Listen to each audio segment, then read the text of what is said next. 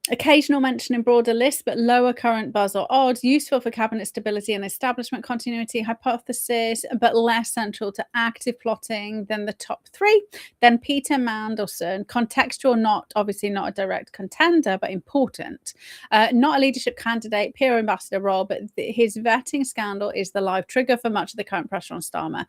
Profiles as new Labour architect Kingmaker with long factional influence, valuable for understanding right-wing Blairite networks and why certain figures, for example, Street and carry baggage, treat as an influence stroke scandal vector rather than a standard leadership one. So then I went and kind of just run Dr. Elias, and I need this one. I need the new prompt. I'll run the new prompt in with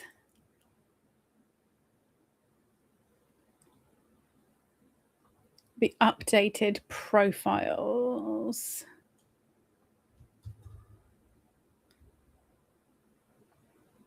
I don't need this bit. How to use this prompt.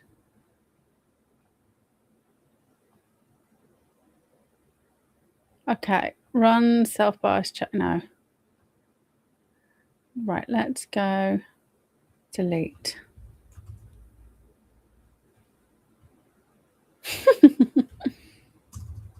Okay.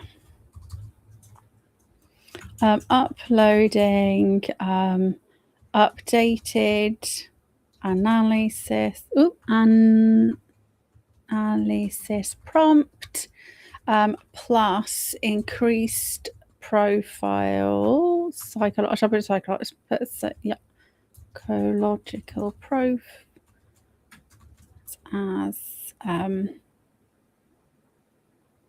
gaps were found. Oh, jeepers. In previous analysis, they're attached via PDF. Please rerun the scenario, still taking into account the whoopsie. It doesn't matter. Grok understands that I can't spell for shit. Still taking into account the extra information.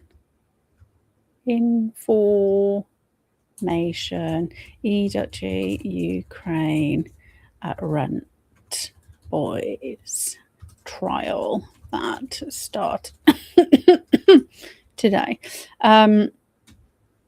Will be running in logic analysis mode. No need for creative mode, as we're still following on in the same thread.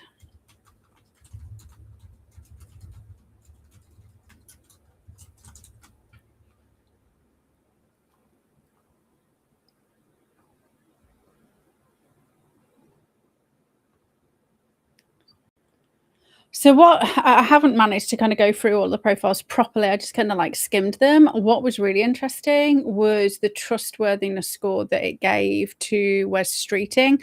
And remember, trustworthiness is not whether we should trust them because they're nice people, but it's actually a test of how much we can take what they're saying at face value. As if they say something, how likely are they going to follow through? And I have got some people who are kind of like running in the background as well, which is cool. But I haven't had a chance to check to see how they've got in. So this is the rerun, a post May 2026 UK local election. So it's like next week, isn't it? The elections. Yeah. So logical mode, full structural analysis of the 27th, 2026, all concept 1 to 42 active, fully anchored player profiles. So we've got Streeting, Reeves, Powell, Cooper, and Mandelson. So you can see there that he's picked them all up. Ukraine linked arson trial opening today. Old Bailey explicitly factored as contextual security element. User hypothesis treated as one input only. Broad hypothesis forced. Problem definition and reframing with dominant expectation audit. Core question. After the 7th of May 2026 local elections, Scottish Parliament and Senate elections, how will internal Labour power dynamics shift? Will Starmer face resignation pressure leading to Rayner succession and Burnham Westminster return a deputy role? How do the full 7-player profiles interact? And does today's Ukraine arson trial, firebombers case opening the Old Bailey, alter trajectories? So originally, when I run it before the updated profiles and the updated analysis prompt, Grok had said it's pretty much the same analysis, the same hypothesis, but it was even more, so the confidence in the hypothesis had gone from like 79 to 83. So actually the prediction was becoming more true rather than like any of the wild cards rocking up. And obviously what Grok had predicted was that same as what I'd predicted, it'll be Angela Burnham. However, I mean, I was going to crazy town. Right? I was like, oh, it's going to happen. They'll just like get rid of him. And then Grok kind of came back with, well, actually, they need 80 people need to kind of like agree to it. Obviously, Rayner's tax stuff is almost sorted out, supposedly. And then Burnham needs to stand. Burnham needs to be an MP. And I was like, well, what if Starmer gets like same as the previous Labour leader, right? But there's no automatic... because then I was like, well, but then Burnham could go in his seat, right? Told you I don't need help with creative, but it would take 3 months for the by-election. So that's not it's not a quick way to do it, but it is a possible way, because it stands until it's disproven. Unproven is not disproven. And I'm not hoping that anybody gets murdered. I'm just going to throw that out there again. Like, I don't believe in murder, state sanctioned or otherwise. Like, put people on islands, get them out of the way. Like, it's not up to me to end somebody's life. Okay. So, dominant expectation audit, media public baseline, 27th of April. So, still saying catastrophic Labour losses projected, 1,500 to 2,000 seats, reform, green surge, control lost in multiple northern metros. Mandelson fallout on U10 fatigue, driving intense speculation. Rayner, Burnham pact talks confirmed. Streeting a centrist alternative, no consensus successor yet. Reframe to avoid narrow hypothesis testing. What range of plausible post-election reconfiguration is consistent with the complete 7-player matrix, structural rules, and today's security context? I also put in a fail-safe that we would have no more than 7 hypotheses, because again, that magic number 7, like in order for us to kind of remember them all, it just like we wouldn't. You don't always have to have 7, but like 7's the max. And if you end up with like 12, then you whittle it down to which ones are similar, right? But you like 7's max, and that's only for like extremely complicated situations. Most shouldn't have 7. So, key assumptions checked. Assumption: May 7th results will be historically bad for Labour. High confidence. Consistent projections across sources polling around 18 to 20%. Assumption: Mandelson scandal remains live vulnerability. High confidence. Ongoing scrutiny calls for resignation. Starmer whipping against further probes. Rayner, Burnham axis is organising. Medium to high. Confirmed private meeting and ally briefings. Rayner now or never signals. So she's coming out and doing the things that he predicted she would, right? This is what's cool. For leadership contest requires 80 MP nominations in electoral college. High procedural fact. That's what he kind of threw in my face. No fast track. Burnham is still not an MP, which is a critical barrier. Today's arson trial escalates to direct threat to Starmer, and he says low, so maybe they're going to cover it up, right? Criminal proceedings, 3 Ukrainian linked men charged, no active plot evidence, heightened security, but not leadership trigger. Fair enough. Concept 211 applied. Speculation is opinion heavy. Weight verifiable actions meeting trial date projections. So number 3, evidence gathering and quality assessment and multimodal. And remember, this is pulling. So what does multimodal mean? It means it's taking stuff from multiple different sources, from across the political spectrum, from written, video, audio, trying to pull from different places rather than just being kind of like focused on what the mainstream is saying, because they will keep reporting something to make it more true, right? Or make you believe it's more important. So complete matrix available. So Starmer has a 74% trustworthiness, reactive institutional, Burnham 81%, regional defensive, Rayner 78%, authentic and bold, Streeting 82%, centrist and reformer, Reeves 76%, technocratic stability, Powell 80%, unifying deputy, Cooper 78%, evidence-based senior, and Mandelson 65%, low congruency, Kingmaker, scandal, vector. So for somebody who has like been in the public eye for a long time,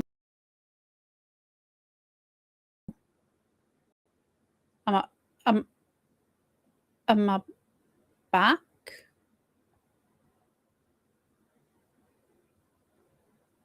I think I'm back. That's a really low score because I started out with 62%, but like I've not, like my entire life's not on the internet. So current reporting. So Rayner Burnham talks, Streeting as Mandelson, protege and contender, no immediate ouster consensus, Starmer defiant and cabinet are rallying.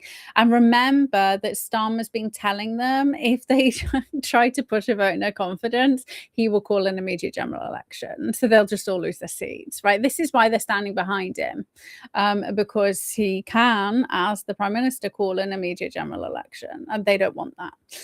So arson trial, charges relate to files that Starmer's linked properties, defendants plead not guilty, counter-terror context, but resolved as criminal case.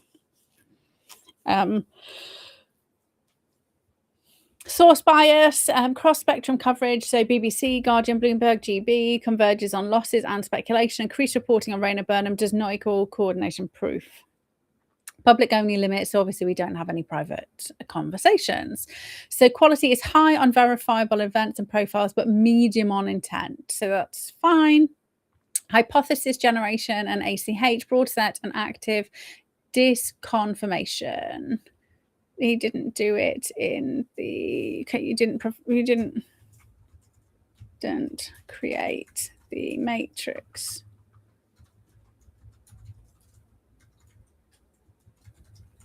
Oh, okay.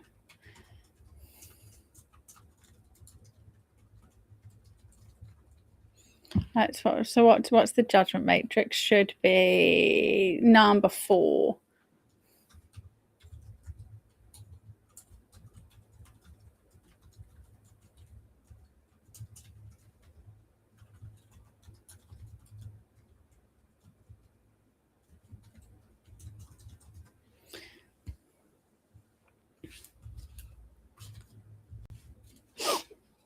Oh,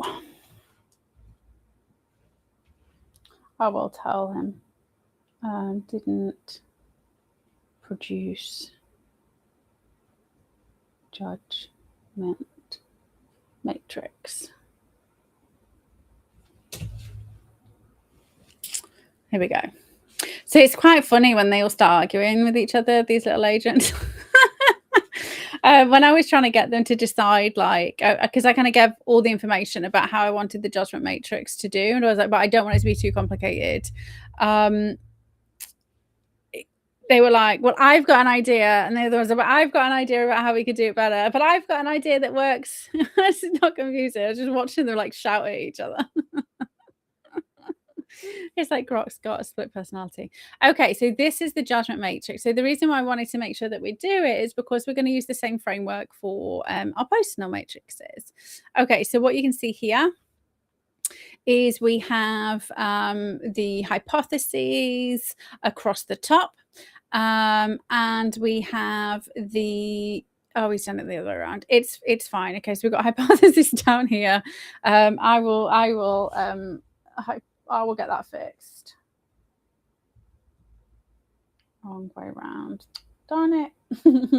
It definitely says it's fine. But then we've got the bits of evidence along the top. So the reason why I want it the other way around is I think it'll be easier for us. But what you can see here, we've got pluses, we've got minuses, we've got zeros. So it's irrelevant. We haven't got any linchpins from what I can see. We added in so the impact assessment at the end and the overall diagnosticity. So we have, so for number, so status quo, survival. So loss is expected, but the evidence supports status quo. Evidence so Starmer is defiant, so that feeds into number 1.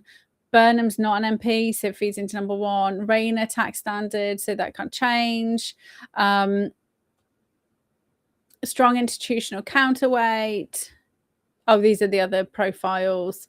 Rules, procedural rules. Okay, so there's the rules don't count for this one. Rapid, Rayner, Burnham creates pressure. They actually can't, so they're stuck, but the rules. Has he done it the wrong way around? I think this is the idea of it, but I think he's got confused. It's fine.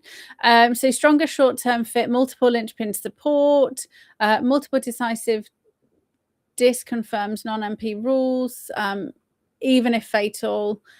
Strong if authenticity lane overreaches, likely if no quick winner emerges, possible short-term boost, but trial is criminal, not active threat, fuels pressure, but does not dictate a successor. So that is, whoopsie. So basically, if a piece of evidence feeds into the hypothesis, it's a plus. If it doesn't, it's a minus. It should only be a 0 if it's across all of them. So if it's a plus in every single one, it should then be 0 because it's irrelevant. So he's got himself a little bit confused. That's fine. I can fix that. So key observations from the matrix. H2 is multiple decisive, disconfirmed. So Burnham non-MP, procedural rules, Starmer defiance, actively disproven for immediate post-May window. So that's important. It's just immediate post-May window. Oh, no, I don't want to buy bots. Thank you. H1 scores highest consistency. 3 and 4 are strong runners up. So 1 status quo, and that's what Grok had predicted before until June, until August. Potentially in August, things could change. Then centrist counter, which is Wes Streeting and Reeves, so Streeting and Reeves, and then prolonged instability, so lots of infighting. I mean, they're already fucking doing that. So devil's advocate, the full 7-player matrix reveals no single obvious successor. Rayner Burnham authenticity is potent on paper, but centrist lane Streeting's 82% trustworthiest credibility, and then Reeves, Powell, and Cooper have got institutional trustworthiness, right? So basically saying Starmer will be just, I mean, he's already a WEF puppet, but the most likely is that he is just the figurehead, and it's kind of being done in the background outside of, I mean, that's how it's done already anyway. Procedural barriers create a natural blocking coalition. Profiles predict defensive attribution across all players under pressure. Starmer externalizing Raber blunt but reactive, and Mandelson low congruency reframing. And so that was the really cool thing to come out of the profiles, was the predictions about what would happen in the next 6 months, year, and then 3 years, and based on their behavior patterns, how would they react in a stress-based scenario. So if you remember, the Trump one is that he will just double down. right? So because of the assassination, we'll likely see Trump go harder on Iran, especially if it's linked to Iran. But with Mandelson, one of the predictions on the profile is that within 3 years he'll be convicted. He'll be serving time. So that was really nice. No, I didn't have any flashes. That's fine. So sensitivity or edge cases. So milder than expected losses, the status quo strengthened dramatically. New Mandelson files or rain attacks resolution. So it shifts weight towards hypothesis 3 or 6. So 3 is centrist counter and 6 is Mandelson driven realignment. So that will be kind of streeting. So both 3 and 6 are both streeting and Reeves, but one's Mandelson input and one is just Mandelson pretending he's not having an input. Trial verdict escalation unlikely, temporary H5 bump only. So snap back to 2024 landslide baseline avoids incremental bias. I'd forgotten about that one, so well done, Grok. Full matrix presents overly rigid authenticity versus establishment categories. Real dynamics are multi-lane fragmented. Okay, so synthesis, implications, and lessons. So historic losses will occur as projected. So 72 to 77% confidence, slightly up from before due to matrix clarity. So that's good. It's made it more. It's made it a better prediction analysis, which is good. So Starmer faces intensified pressure but survives short term. So H1 strongest, rapid H2 succession is effectively ruled out by decisive disconfirm. So Burnham seat barrier rules. Instead, messy summer autumn realignment, where Rayner and Burnham axis pushes bolder working class regional agenda, while centrist institutional lane, Streeting, Reeves, Powell and Cooper, negotiates or counters. So we have to remember, though, this is what they might do. But if they have like, hey, Edwin, if they have like 1,500 to 2,000 losses, like their influence in these areas will be like null and void, right? So this is something that isn't being taken into consideration with this, because obviously I haven't told him to take this into consideration. We're just looking at what would happen based on them, right? How are they going to kind of interact with each other? However, and what goes on at a council, like local level, is not run by the MP, right? So this is why there was so much conflict in Telford when we had Lucy Allen as the Conservative MP and then the Labour councillors. They didn't work together, like at all. It didn't even, I mean, obviously they didn't work together on the grooming scandal because it's Telford Town. But they didn't work together at all. Like, even if it was really good for Telford, Labour would not get behind the Lucy's initiative because she was a Conservative.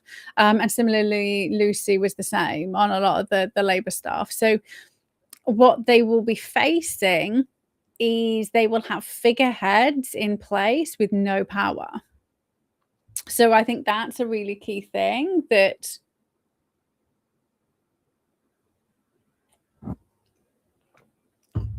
we have to bear in mind. So Mandelson scandal continues as ongoing, but we're just trying to find out who's going to take over from Starmer. That's it. So Mandelson scandal continues as ongoing linchpin, eroding Starmer, but tainting associated centrists. Today's arson trial adds security context, so the heightened MP protection talk, but produces unity rhetoric rather than special measures or fast-track change, which is what I'd kind of asked to kind of happen, but it just can't. It's literally written into Labour's constitution that they have to have that. They have to have those 80 MPs. And there is the precedent with regards to by-elections through Joe Cox and Thingy Ames. I can't remember his name, which is bad. That's the Conservative one who was killed by the jihadi a couple of years ago that everybody forgets, right? So refined power shift pattern. So short term, May to July 2026, heightened PLP LNC tensions, possible minor reshuffle or listening exercises.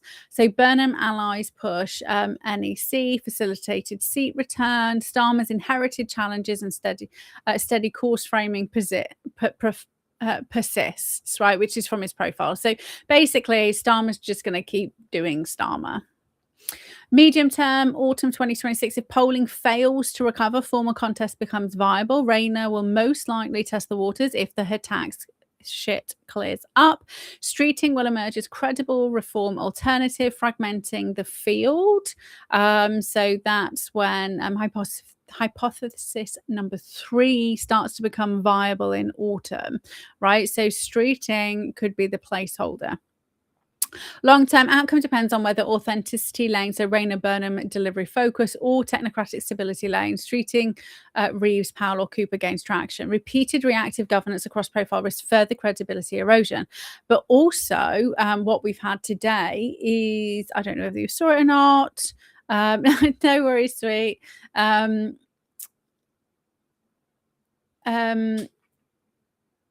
do you remember how Rupert Lowe announced he was creating the Restore Written party on the back of the grooming inquiry?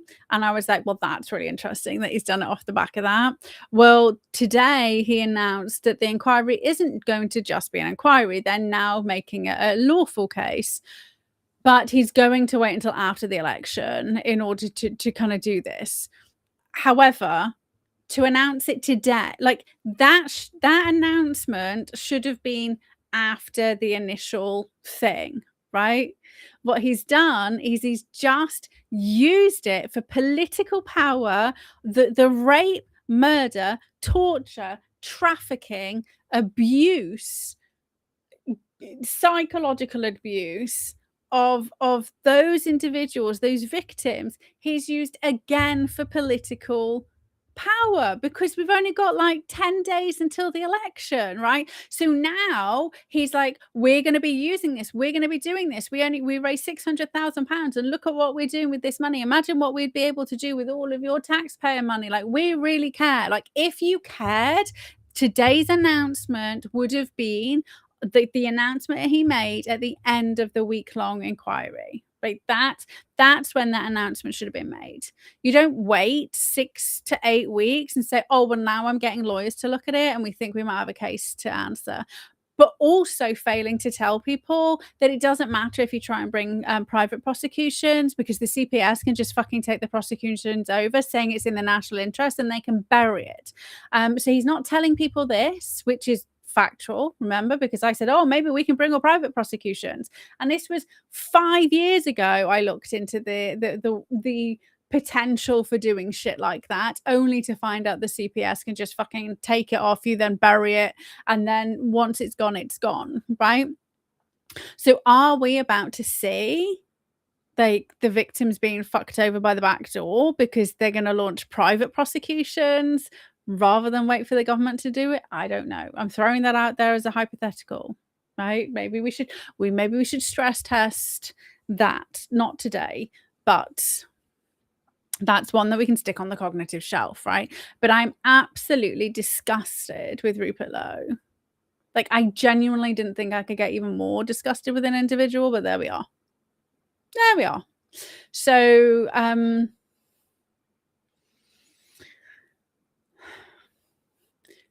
why this is important to this? Because if more shit comes out about Burnham, he's then taken off the game board. If more shit comes out about Rayner, she's taken off the game board. If more stuff comes out about Mandelson and people start talking about Mandelson and Streeting's like bestie status, he's taken off the game board. I mean, nobody knows who fucking Lucy Powell is. She's just a person, like I don't know. I've never even done a deep dive into her. Like, I keep forgetting she exists, right? Which is naughty, because if you are going to be like, you just bide your time if you're really fucking bad. Watch everybody fucking kill each other, you know, not literally, and then you kind of like be the one who comes forth. But it's important to remember that whole old so we've also got Raj,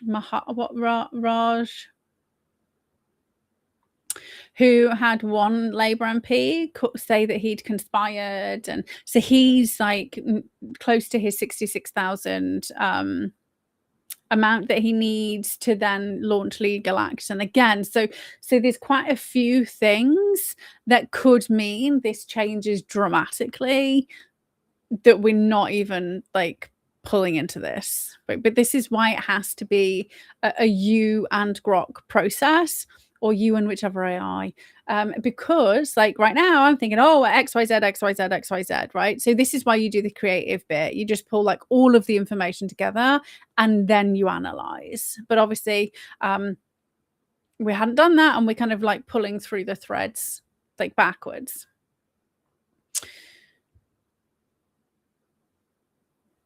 So nuances, edge cases, and implications. So party cohesion, doubt it. Full matrix shows natural tension vectors, authenticity versus centrist versus unifying deputy, risk of deeper splits rather than clean transition, governance incremental but reactive patterns. So multiple profiles flag this, likely intensify post losses, undermine delivery claims.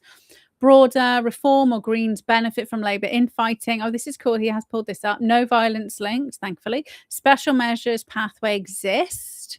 So H5 and H2 are disconfirmed that it won't be used. So that is this. So special measures would be Angela and Burnham like in play, or Streeting and Reeves like in play.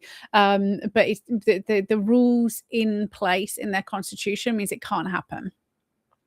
Edge case, sustained Mandelson fallout and poor losses could elevate H4, so prolonged instability, or force negotiated compromise for hypothesis 3, which was a centrist counters. That's Streeting. That's Streeting without Mandelson. So watch points, actionable, prioritized by diagnosticity. So 8th to the 10th of May. So PLP group meetings and any Rayner-Burnham public statements. So after the election, we will have to be scraping the internet for the shit that Rayner and Burnham are saying. And then it would be cool to plug that in and get scan analysis done on those specific statements, especially as now we've created the profile button. So you can use those two things interchangeably. So NEC composition moves, read Burnham seat prospects, watch for Rayner tax resolution status. Okay, so if her taxes are resolved, that will increase the likelihood of her kind of like pushing. And she's been very vocal. So potentially, I mean, remember, she's like in bed with the unions. Who are the unions? They are the public sector. So potentially she's aware of stuff through back channels, that things are kind of moving in her direction. And I'm just like kind of like, this is just me hypothesizing, like I've got no evidence for any of this stuff, right? This is my brain just saying stuff. And then 5, any further Mandelson file releases or trial developments. Do I have to watch out for those things? I mean, we were anyway, right? I mean, even though they're trying to distract us with all the shit, like I don't know anybody who's actually taken their rides off the Epstein ball. So lessons for the analysis: expanded 7-player matrix, dramatically sharpened ACH discrimination, Judgement Matrix, externalized bias risk, and highlighted decisive linchpins. Arson trial, context integrated but correctly low weighted. Public only sources still limit certainty on closed door intent. Overall confidence in this matrix, 76%. So high on structural barriers and profile interactions. Medium on exact timing due to private dynamics. So okay, so now we're waiting for post-election data. Well, yeah, but okay. So things haven't changed according to that one. It'll be interesting to find out if Iran changed. Now we've got those extra people. And while Grok's running the simulation, I might just go and get a cardigan because I am cold. Okay, here we go. Okay, so please find a newly updated prompt to rerun the simulation. Also, oopsie. updated psych profiles for the flagged gaps. So let me just tell you who the gaps are. I didn't do him. Oh, shite. Okay, it's fine. These were the two main ones anyway.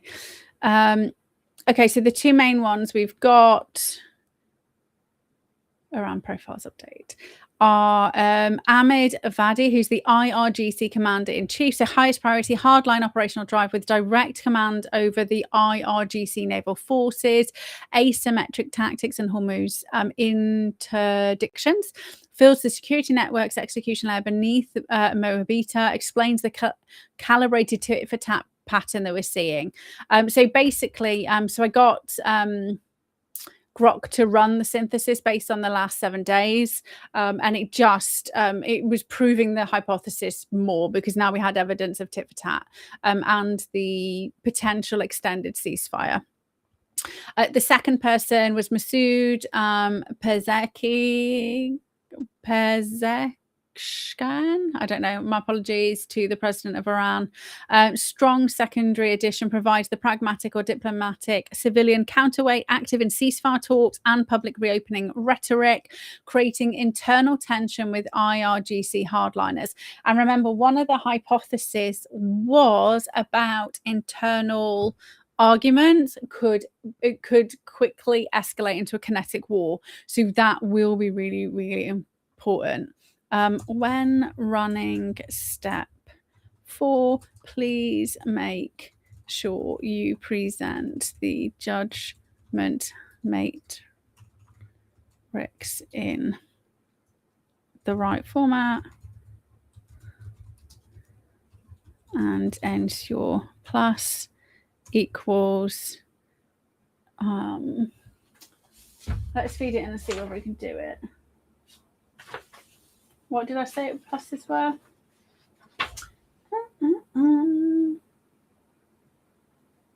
Is it? I want to make sure it's specific to the words that are used in here, so I don't confuse him. And for those of you who kind of here, I think Grok's a boy, probably because he just stresses me out. Okay, so we are. It is, isn't it? That's diagnosticity.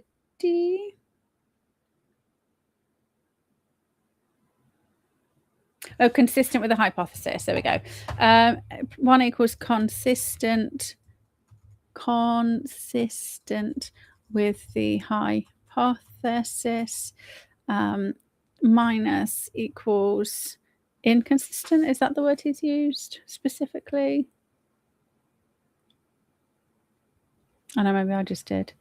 Inconsistent with a hypothesis. 0 equals no diagnosticability because is consistent with every, I'm shouting at him, poor boy, every hypothesis, therefore making that piece of evidence like irrelevant. Also, please ensure tactical. He might not have did the tactical and information because there wasn't any for the other one, but just in case, because there should be for this, indicators. And what did I say the other one was called? Strategic assumptions.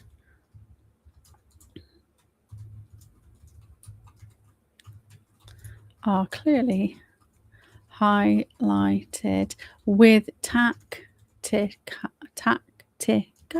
indicators having more weight. Super. Thanks very much. Updated prompt below.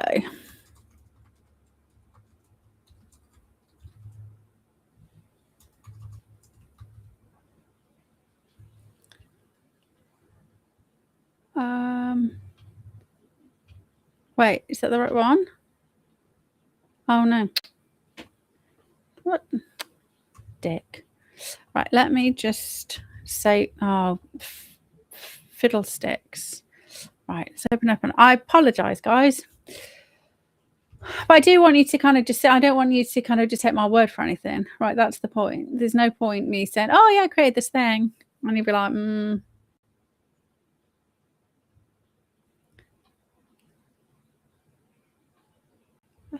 Oh. Did you do the prompt?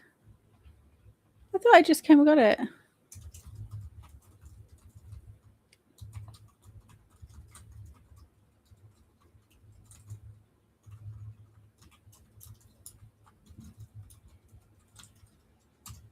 Oh, maybe I'd got it from the wrong thread.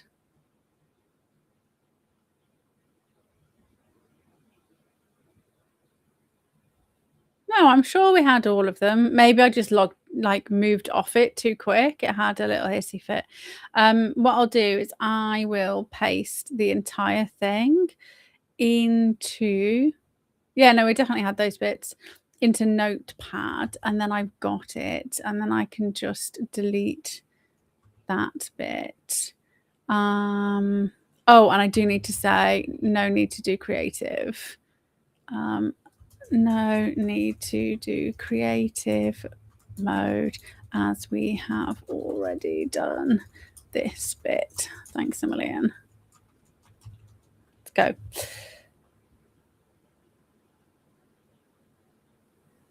And then I'm going to go get Cardi. Cardi. Go ski. See you in 20 seconds.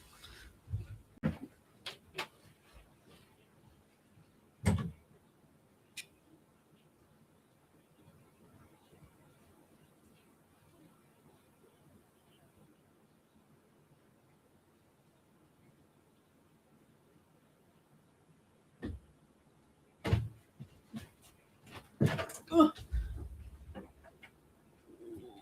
You're still going. I'm going to get some socks. My feet are cold. Sorry.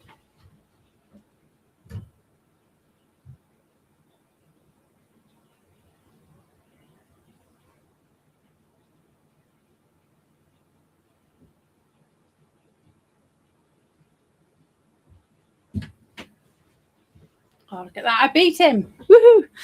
So we live in a old Victorian house, so it is like feckin' cold when the temperature drops. But it was really sunny today, so I was eating my dinner outside in the sunshine before kind of like running upstairs.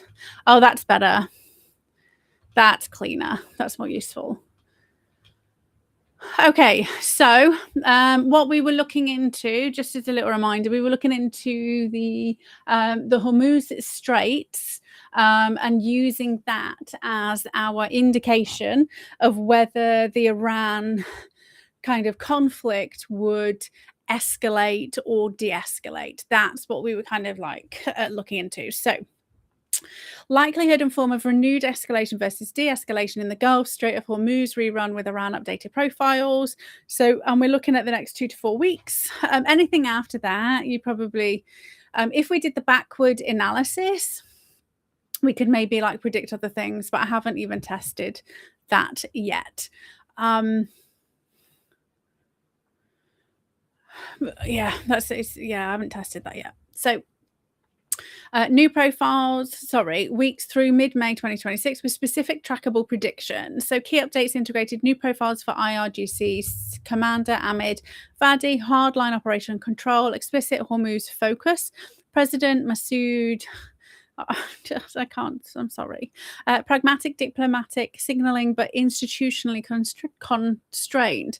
All 41 guiding concept active. And number 35 tactical indicators of strategic assumptions explicitly weighted. Tactical indicators receive heavier emphasis in evidence weighting and matrix. I knew it was in there.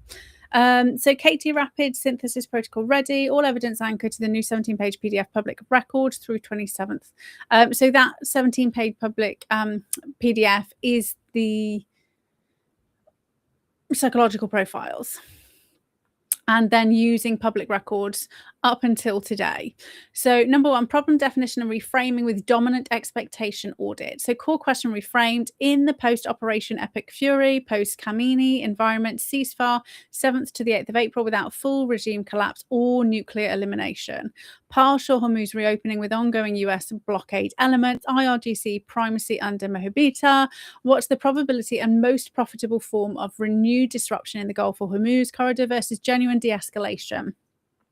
Focus on kinetics, so tanker harassment, mining interdiction, rhetorical, proxy or economic levers, and how the 6 profiled players' personalities and internal Iranian tension, so IRGC hardliners versus presidential pragmatists, shape outcomes. So dominant public media expectation audit per all updated profiles. Iran defaults to asymmetric Hormuz level threats. Mohabita and Avaldi have been explicit. US, so Trump projects decisive victory and visible wins. Then Israel maintains tactical pressure. Expectation leans towards imminent re-escalation via shipping incidents. My internal dominant expectation to be challenged, surface de-escalation, hold short term due to economic self-interest and Pezekistan signaling, but low-level asymmetric flare-ups driven by Valdi and IRGC dominance. Edge case, internal Iranian legitimacy pressure or Trump-Netanyahu trigger flips to kinetic. And perhaps that's what they were after with the assassination attempt, like trying to trigger it going into hot war again. And remember, we'll run the entire thing in my assassination dig, and just that will be like a fresh one we do. Checking the time. Reframing nuance. Hormuz dynamics exist on a spectrum, so traffic volume, insurance rates, incidents, oil flow interruptions rather than binary open close, tactical indicators, observable statements, incidents, and weighted heavier than strategic assumptions, so long-term postures per 35. And they've been, so again, there have been tit for tat. There have been, so the Trump side have blocked vessels, and then the IG side has done the same. So there has been that kind of tit for tat going on in the last 7 days.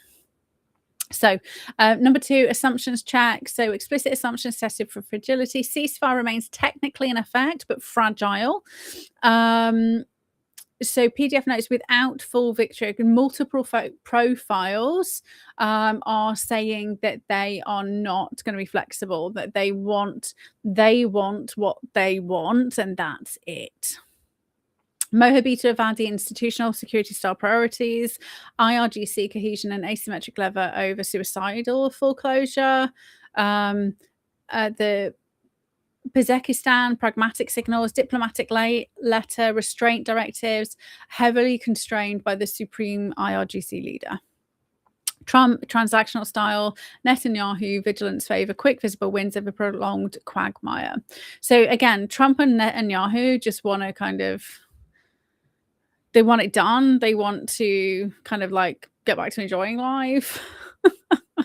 But again, remember we kind of went into Netanyahu's profile a bit more last week because he will just always be in war state of mind, right? He's been in non-stop fear mindset, like an actual set mind, rather than, you know, personal development mindset as a buzzword, actual like non-stop, like either we wipe Iran out or they wipe us out. Like that's his genuine ideological belief about all of this, potentially, right? Because I've never actually had a kind of conversation with him, but what he's saying and doing would suggest that is kind of how he feels and what's going on in his mind. So economic pain, so oil volatility, Iranian revenue loss acts as a constraint. So challenged assumptions. What if Vadi's April 2026 no peace talks is preparing for the next phase, which is Hormuz control? So statements reflect genuine IRGC intent overriding the president. So number 5, deception principle is applied and is a tactical indicator. Okay. What if the president's measured diplomacy is merely aspirational framing? Interesting. Sensitivity. If a major tactical incident occurs, the assumptions shift rapidly. All assumptions held under 21, so disconfirmation, non-fully disproven, but Vadi profile strengthens the hardline assumption, and so that's even more likely now that we've got those two players. So primary evidence based, so high quality, multimodal, and PDF anchored. So update a player profile. So we've got 6 profiles. Trump 68%, right? And this is really important. Just to reiterate, it doesn't mean we only trust Trump 68%, but actually he only does what he says he's going to do like 68% of the time. That other times he's just fucking reacting like for a fast win, but we won't know what that is until the thing happens, right? He's really reactionary, which means he may have a long-term goal for peace. Say, for example, a long-term goal for peace. He just doesn't give. He's got no real concrete plans outside of like maybe general ideas of how we're going to get there. But everything is like day by day. Like, this is happening. This is how we're going to overcome it. This is happening. This is how we're going to overcome it. Right? This is why you can't trust that if he's going to say he's going to do something, he will. If he tells you multiple times he's going to do something, he will. However, he's not afraid to change his plans based on the situation, right? So he's not an ideologue. This is what makes him very fucking dangerous to the cabal, because they will not be able to predict what he's going to do, because they don't have empathy, right? We've been through this like multiple times, right? They see the world in the way that they see the world, and anybody who does not see it like that, they just cannot comprehend it. And if Trump, so Trump, good guy, if he's doing everything for the love of the people, they will not understand that, will not comprehend that. But we do know he will double down. He will double down, and he will go harder, and he will go faster for those wins, right? What he sees as a win.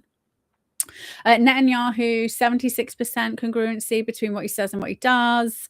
Khamenei was 74%, Moabita 75%, Vadi 72%, and the PM is 77%, right? So they are all pretty high compared to Trump. Consistent overstatement patterns on outcomes. New profiles highlight internal Iran tension, which absolutely will have changed the dynamics.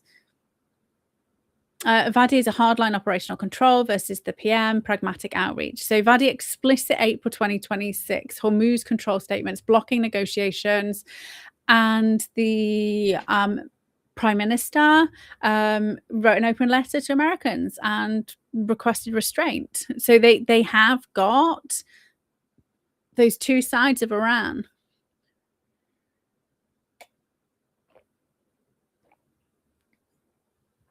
So there's some serious instability. And, similarly, the same shit's going on in America, because you've got, Trump trying to resolve it, Trump trying to kind of bring about world peace. And then you've got cabal members in the background, like working against. So it's the same shit that we're all experiencing. Real-time contextual events, post-ceasefire partial reopenings strained by ship seizure incidents, IRGC dominance in military decisions, so action-based behavioral proof, so PDF successes, so IRGC rapid control, diplomatic signaling versus mismatches, so overstated victories, unmet strategic goals, and protest crackdowns. Quality assessment, public verifiable only, so speeches, deception congruency scores, success failures. This is just talking about the evidence that we've got. Success and failures need to be weighed equally. That was really important. That's what I realized was wrong on the first psych profile. Source bias noted, regime versus Western fact checks, multimodal verbal statements, behavioral incidents, economic, increased Hormuz reporting does not equal credibility. Tactical versus strategic.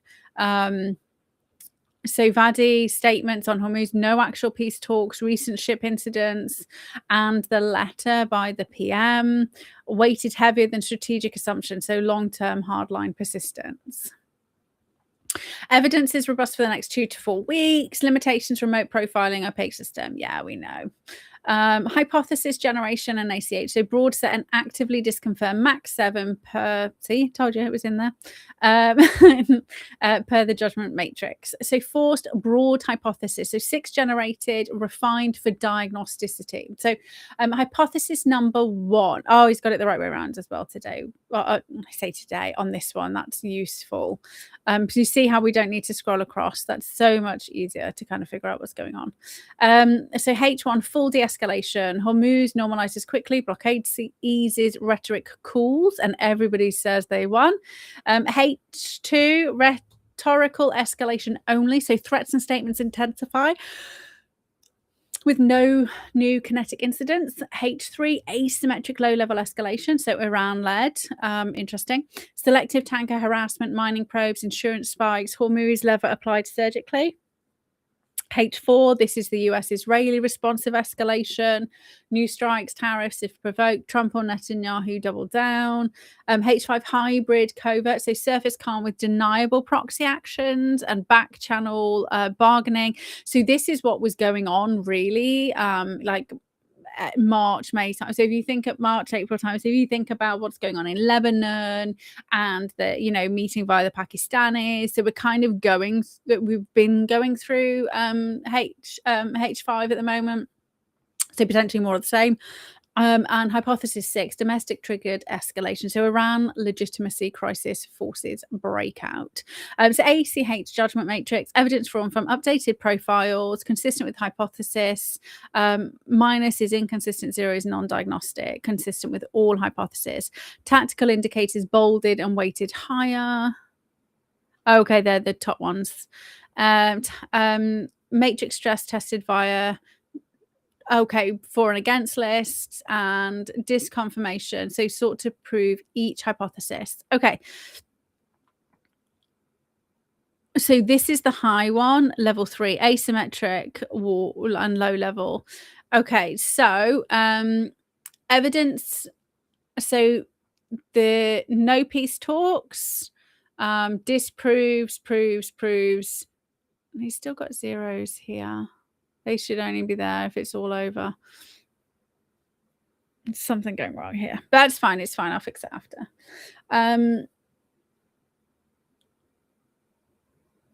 This one hasn't got any zeros. That's probably why he's plugged that one in.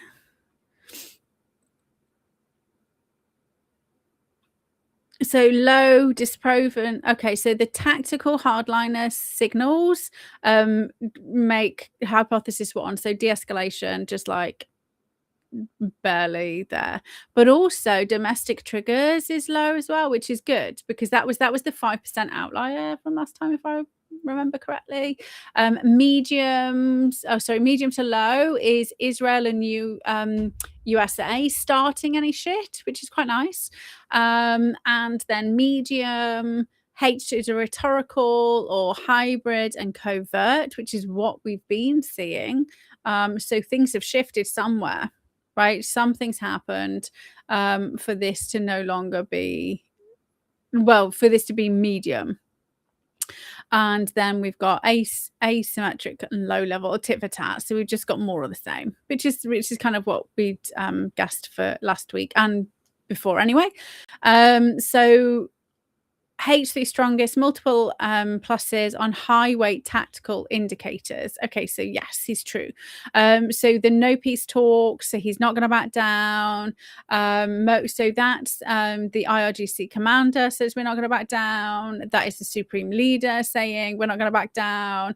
That is the PM saying that we'll just chill out, just be mates, which disproves it, but it's still there. It's a real evidence. It's not any kind of speculation. But the recent ship seizures mean it's likely. Trump has been saying totally obliterated, continued naval messaging strategic. It's Netanyahu post ceasefire proxy pressure still been happening. Economic self-harm of full closure, Iran revenue loss. Okay, that's a strategic issue. IRGC dominance, blocking pragmatic flexibility, tactical, but low down the list due to probably being irrelevant for quite a few things.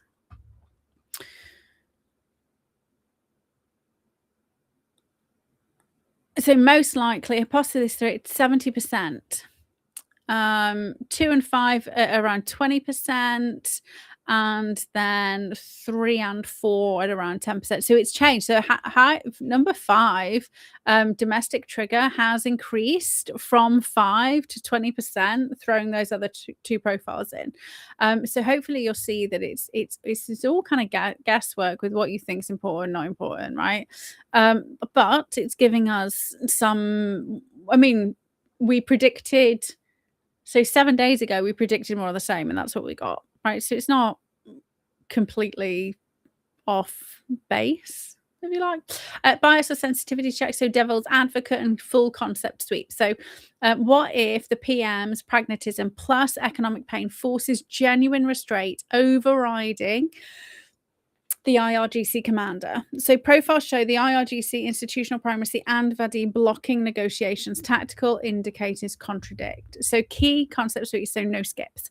Tactical micro shifts, Hormuz incidents, Vadi statements, easily assimilated into hardline expectations, snap back to pre-Feb baseline, show escalation pattern. Okay, because remember, they have to look not at what happened last week. They have to go all the way back to the beginning of the incidents to then actually see what the change has been, to see whether it has gone up or down, whether it's increased rapidly.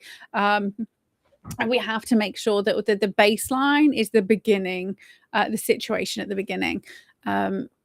This was one of the key reasons, according to the book, why things like kind of happened by surprise, is because of the incremental, the way that things kind of just change incrementally and people don't really realize what's going on. 21, scientific disconfirmation applied rigorously in a matrix. Self-bias, no, I haven't kind of pushed back, so that's fine. It's just the data. Nation-state mirror imaging avoided. So it's good. He actually did remember to make sure, was looking at Iranian internal dynamics, didn't westernize it. I haven't flashed, it's fine. 35 emphasis, tactical indicators given heavier weight throughout, which was great. Major tanker incident, all Vadi public escalation statement. So H3 and H. Okay, so if there's a major tanker incident or the IRGC commander releases a statement about public escalation, H3 and H4 jumps sharply. So we need to be on the lookout for those two things. So that is, well, H3 is like going to be even more than 70 then, okay? But then H4 will go from 10% with that's Trump or Netanyahu kind of like turning it hot. Synthesis, implications, and lessons. So watch points, confidence, and debrief. So likelihood of renewed escalation significantly outweighs genuine de-escalation, same as before, 75 to 80% for some form of disruption versus 20 to 25% calm normalization. Most probable form is H3, asymmetric, low level, selective tanker, Vestal harassment, rhetorical Hormuz threat, proxy probes, insurance and shipping costs continue to spike. calibrated by Vadi IRGC to pressure without full US-Israeli retaliation. So they will be pushing the limits. They will know where the line is, and they will just be kind of like pushing up to the line. Internal tension, so Vadi hardline versus the PM. Pragmatism resolved tactically in favor of IRGC control. So IRGC has got the edge in deciding what's going on, but they are not the only people in the room. So it's important to know that. So next 2 to 4 weeks, heightened oil volatility, risk of miscalculation from tactical incidents.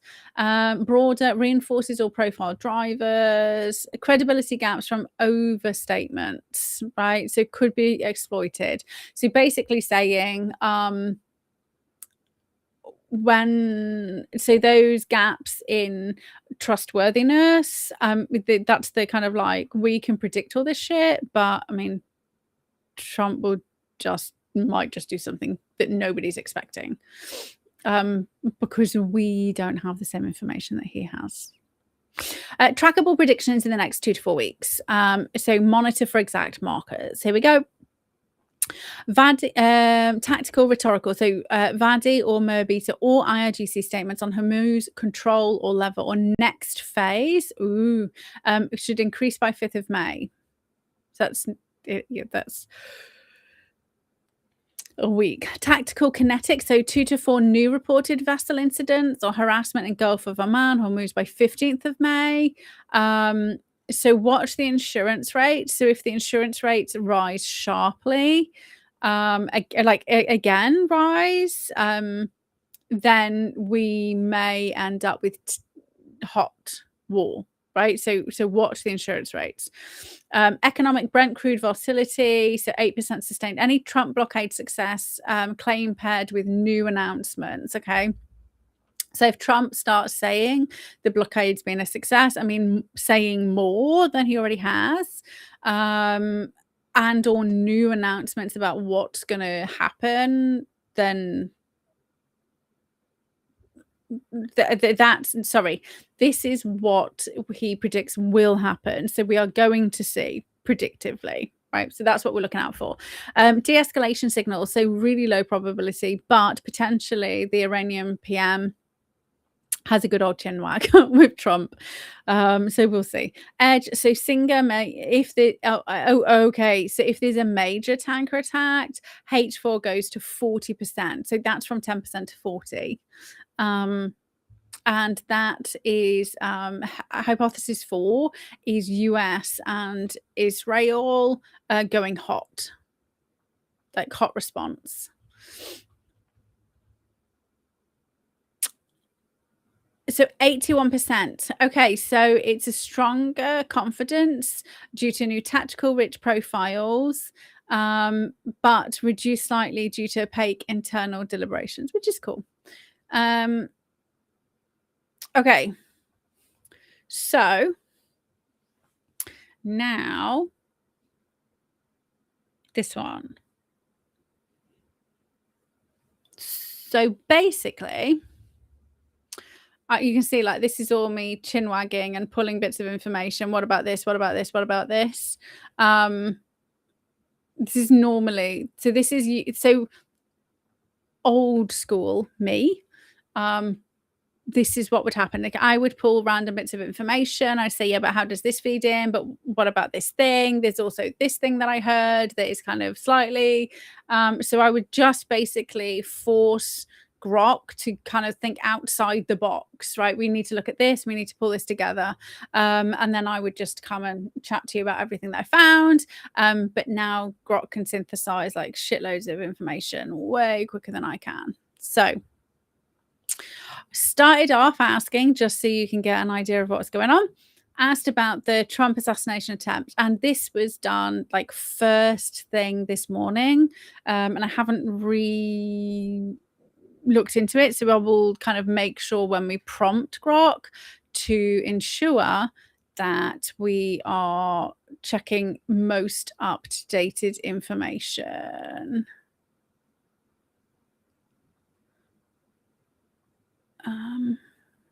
Let me just make a note of that because otherwise I'll forget.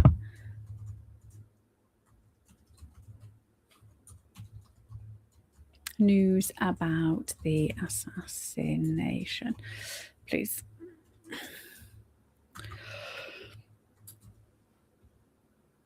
I don't want to get to the end and forget, because that would be really unfortunate.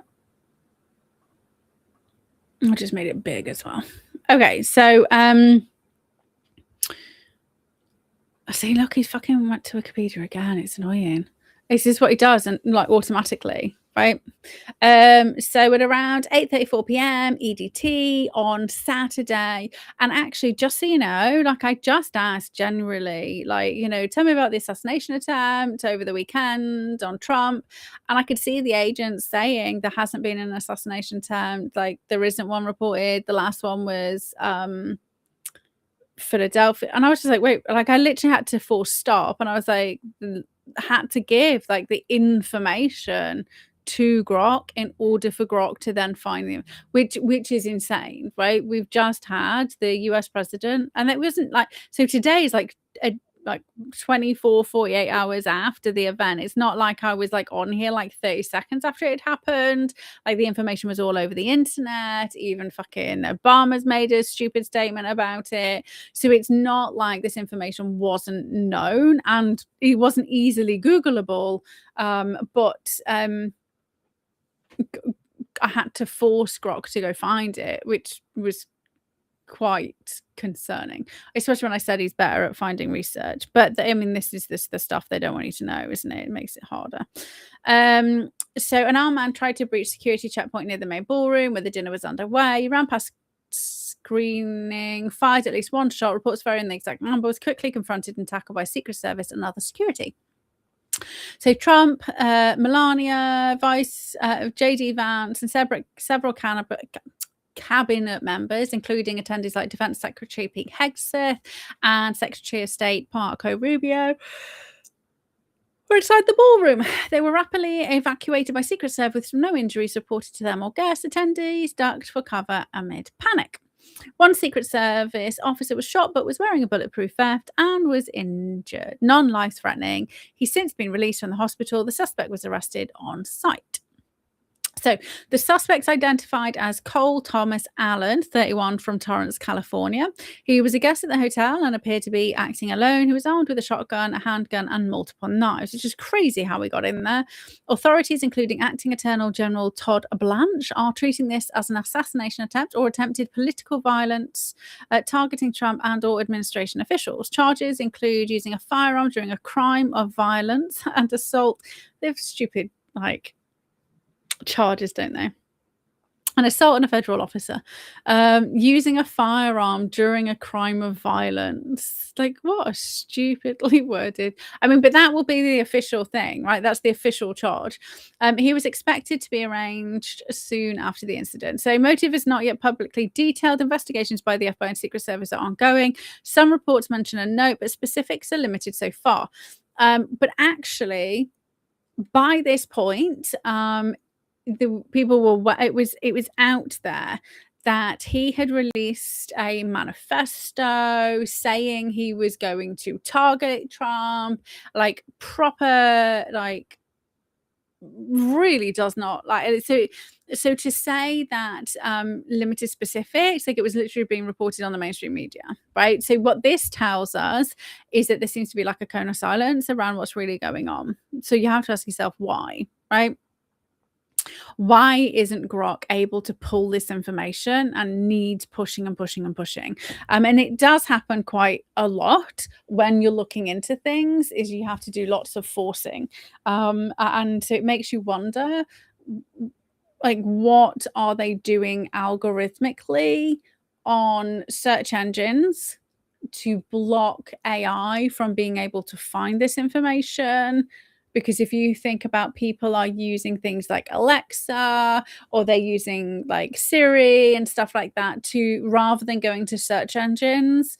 So there's a block between AI accessing the information, even though we know that's out there. but that's way above like anything I understand. But it's definitely happening, right? So this is the third notable security incident threat against Trump in recent years: July 2024 Butler, PA rally shooting, and then the September 2024 event, and now this. Trump addressed reporters afterwards, still in his tuxedo, calling the suspect a sick person and noting he wasn't worried. The White House described him as standing fearless. The event was disrupted, and that was like from Al Jazeera. Interesting. That's the what's the phrase? Who are they? Muslim Brotherhood's propaganda or newspaper. The event was disrupted and ultimately cancelled and rescheduled. The Hilton has historical significance. It was the site of the 1981 Reagan assassination attempt. And I didn't know that until Grok kind of pulled that up. And they do like the same old, right? Played this tape before. Let's just roll it back out again. So broader discussion focuses on political violence, Secret Service performance, race for quick response, and ongoing questions about security at high-profile events. So then I kind of like was just asking about the Reagan assassination. What were the right-wing conspiracy theorists saying about the assassination? So forcing, and this is how I kind of play this game, force him to know what's going on. I then asked, what are they saying about, what are right-wing conspiracy theorists saying about the latest Trump assassination? So then, for context, the 2026 White House Correspondents' Dinner at the Washington Hilton drew roughly 2,600 attendees, including a large contingent of journalists, anchors, and media executives, alongside politicians, officials, and some celebrities. So it was literally a dinner for journalists, mainstream media journalists. And so that got my little grey cells tingling, right? I was like, well, wait a minute, because anytime mainstream media showed up to any of his rallies, shit went down, right? They turned up for the J6 stuff, shit went down. So when we have journalists and you see journalists being arrested by like foreign what they're called governments, you can bet your bottom dollar they're not a journalist.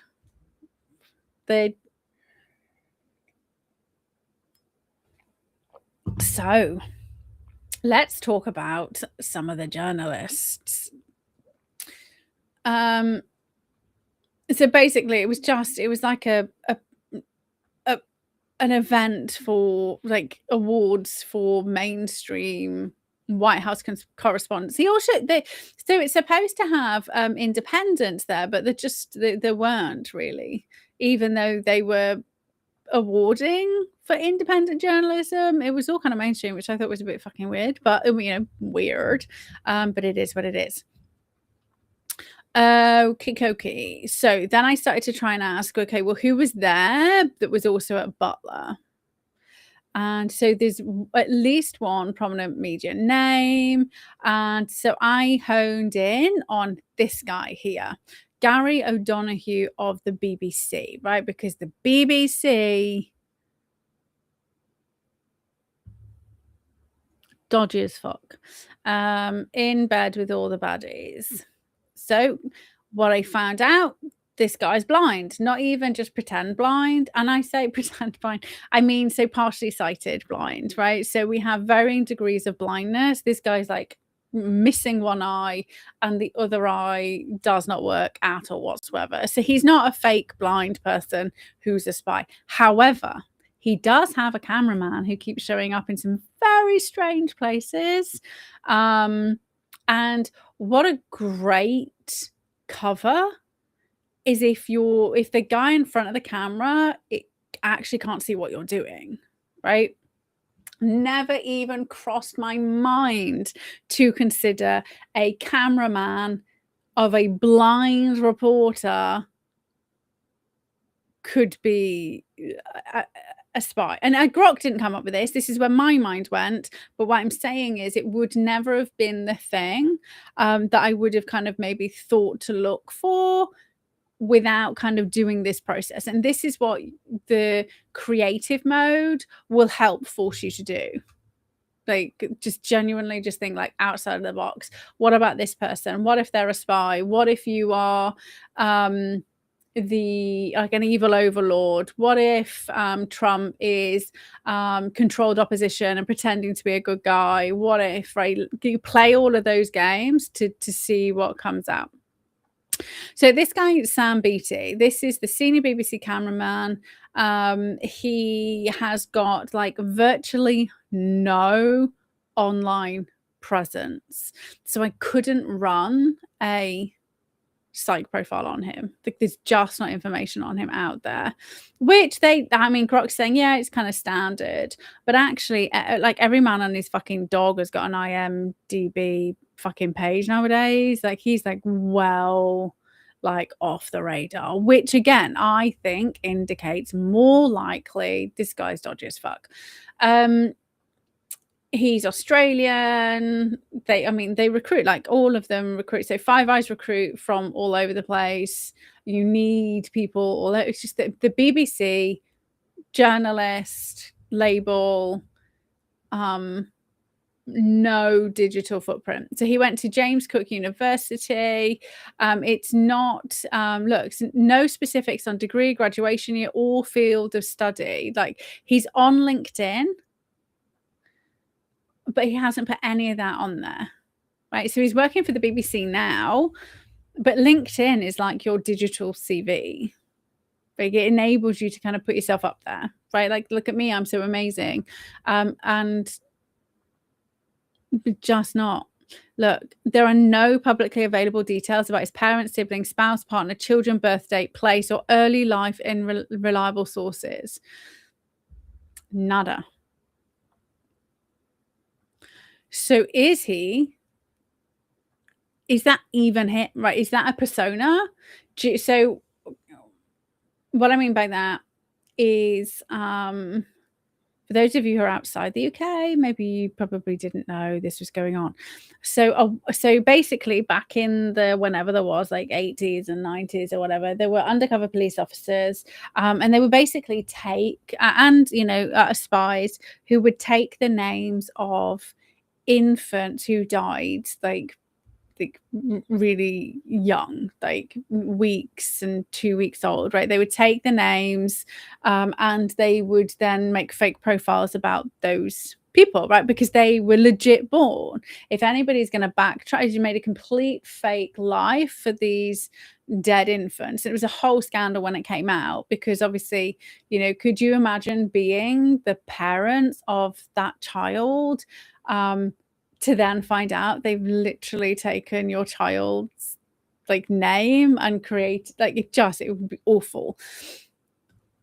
But it doesn't mean this have not doing it, right? And they're more sophisticated nowadays that they wouldn't necessarily, they could just like fake everything. But he doesn't have any kind of digital profile. It's only a hypothetical exercise, Katie, to be crystal clear up front. So this is what I told you. Like, he just kept saying no. So I had to, this is whenever I play this game, he says no. There is zero public evidence or credible reporting suggesting Sam Beattie or any specific BBC crew member is or ever has been an intelligence asset. This is all speculative what-if analysis based on how real intelligence agencies have historically operated with media covers. Here we go. So would a blind correspondence cameraman be a good place to embed an asset under a journalist cover? Yes, it could be an excellent low-profile operational role for several practical reasons. And FYI, if this guy really is, like, apologies, I've just like outed him, right? Or like, this is like pure guesswork. We're just playing a game. We're just like running scenarios. Like, I have no evidence. Grok has just said there's no evidence. Like, literally don't want this guy to get like harassed and like hounded or anything bad to happen. Like, I don't know this guy at all whatsoever. Just to make that clear. I also don't want to get sued, but just more so, like, actually, like I never even considered. It's too late now. It's out there.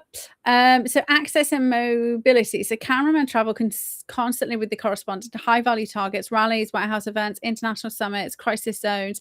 They're backstage, in motorcades, hotel rooms, and secure areas where the on-air talent might not linger. They handle gear which can serve as plausible cover for technical equipment, cameras, audio kits, even modified devices in a real op. Low scrutiny. The cameraman is rarely the public face. Reporters and producers get interviewed. The person behind the lens blends into the crew. Paired with a totally blind correspondent like Gary O'Donoghue, the role becomes even more intimate. So the cameraman often verbally paints the picture, assists with navigation, logistics, and is near constant one-to-one time. This creates natural opportunities to control or filter information flow without raising flags. They were there at J6 as well, by the way. Operational deniability. If the asset needs to gather visual intel, signals, or even run side tasks, the camera is the perfect prop. Historical precedent exists for intelligence services embedding people in TV crews, cameramen, sound techs, and producers precisely because they the support roles that get overlooked. Downside or risk. The blind journalist reliance on the team could actually complicate things. If the asset behaves oddly, the correspondent or producer might notice inconsistencies more quickly in such a tight-knit unit. Still, on balance, it's a strong hypothetical fit compared to, say, being the on-camera reporter who's constantly in the spotlight. Real agencies, so CIA, MI6, Mossad, etc., have long used journalistic covers for exactly this kind of access, though it's officially frowned upon or banned in some countries post-1970 scandals. It doesn't mean they're not doing it, right? They do recruit from JCU. I mean, it's not as famous spy school like Oxford, Cambridge, and say ICE, but obviously if... Oh, it's done it again. Oh, sorry, I didn't realise it switched over. It keeps cutting me off the internet, so I don't know where it cut me off. Apologies, I'm on the other screen. So Oxford and Cambridge is like long known, but it doesn't necessarily mean that they are. But you know, the head of is she the head of MI6 now? She was MI5 and she was responsible for the cyber attack on Russia, and then she's now the head of MI6. You know, the Ukrainian Nazi daughter person who was at the Bilderberg meeting, obviously, because that's exactly where MI6 needs to be, right? Making arms deals in the USA through the back door with Rishi Sunak in tow, right? Like the weirdest fucking combination of British people over there. Anyway, so ASIO and ASIS, so the domestic and foreign intelligence services actively target uni graduates. The ASIO run aggressive campus recruitment drives aimed at bolstering numbers. James Cook University in Queensland, Australia, has had internal discussions and public warnings about foreign espionage on campus. So fake students spying on researchers, showing awareness of intel activity in the uni environment. JCU researchers have even commented publicly on ASIS legal powers, indicating some academic overlap with intellectual topics. So it's not like completely crazy. There's a lot of potential evidence proving this may like kind of it's not just like completely off the charts. So it's a solid regional university with strong programs in science, environment, and international studies.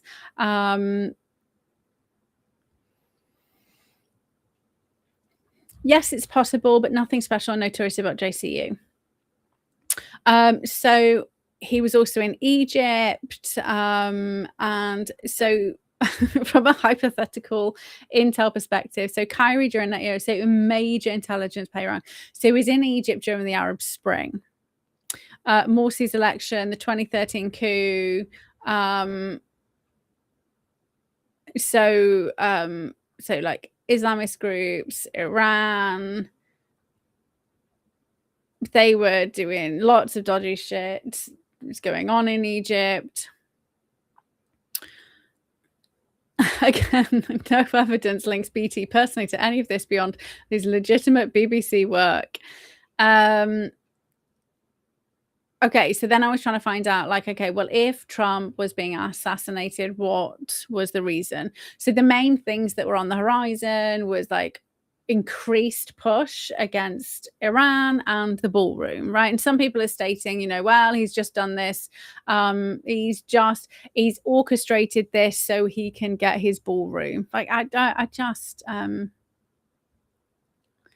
don't think Trump's going to try and, like, his ballroom's not worth his life.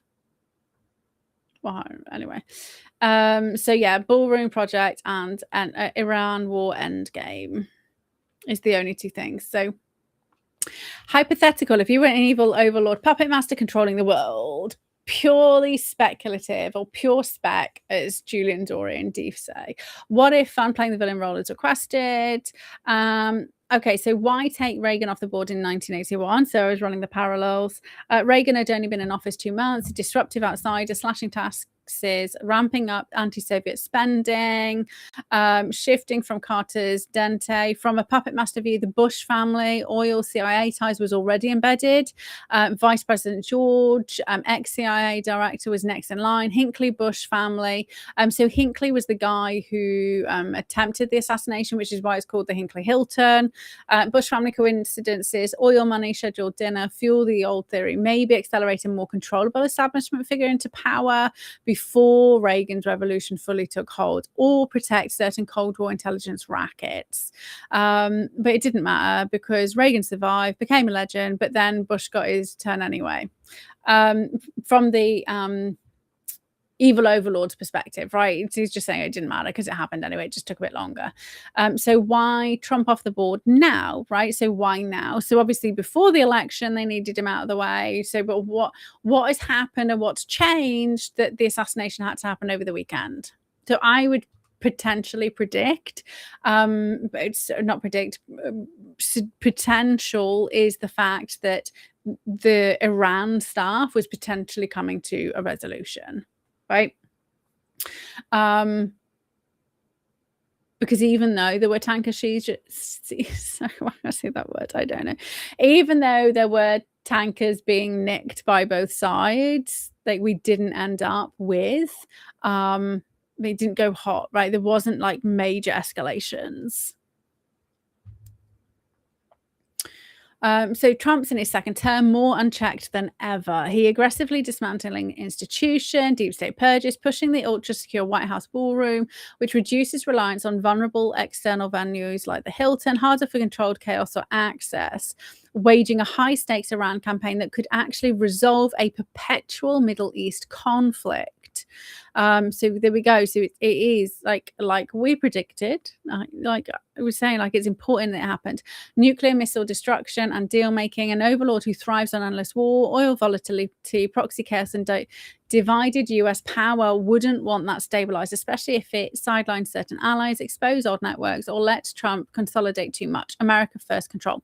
The ballroom could become a fortress for unscripted events. Iran peace might disrupt the military, industrial grift, or global energy game. So better to create fear, force tighter or loyalist security, or elevate a more pliable successor. So VP dynamic before he wins, too big. So were we about to see Vance in play? I mean, he is mates with Deal and Deal's mates with Epstein, and I mean, who knows? Timing a press-heavy event maximizes division and media narrative control. In overlord logic, both were disruptors threatening the status quo. Reagan via ideology, Trump via raw unpredictability and institutional erosion. Survival just makes them martyrs who accelerate the very changes that the overlord opposes. Remember, this is all hypothetical storytelling. Okay.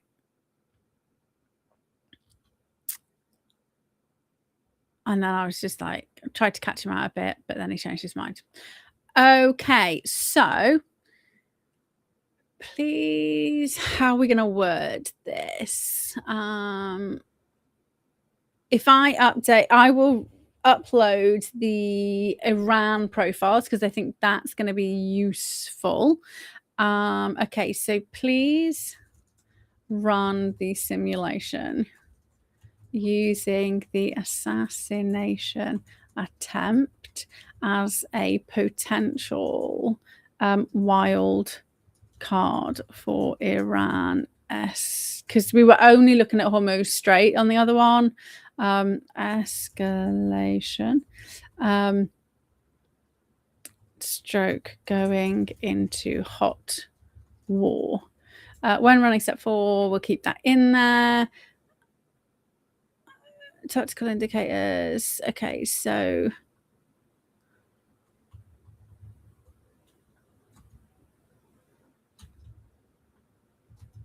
I have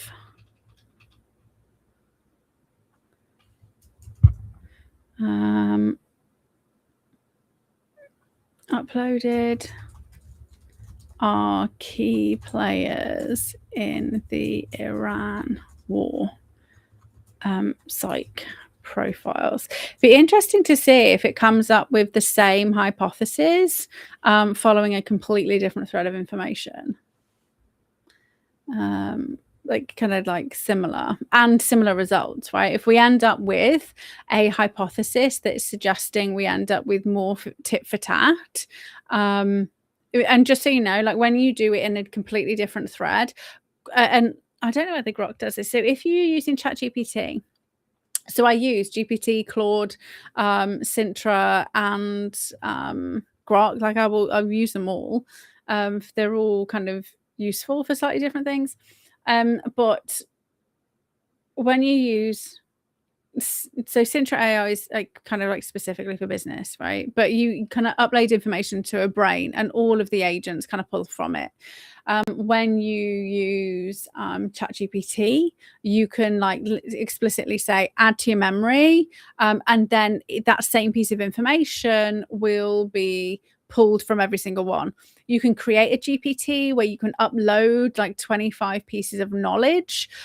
So if you are using ChatGPT, you could, and you've got a paid for profile, you could upload the prompt, upload your key bits of information, you could create it as an independent agent. There's always going to pull on the same information, because what happens if you're doing it in a thread, like they will tend to forget, they will hallucinate, which is why it can be useful to create a specific like enclosed system, if you like, with the if you want a GPT, it will only do the things that it's been asked to do. Maybe I could just create a GPT version. No, you need to mold it to your own. It needs to be like molded. I don't want it to be just like generic and shit. This is to be useful. Okay, is that uploaded everything now? Let's go.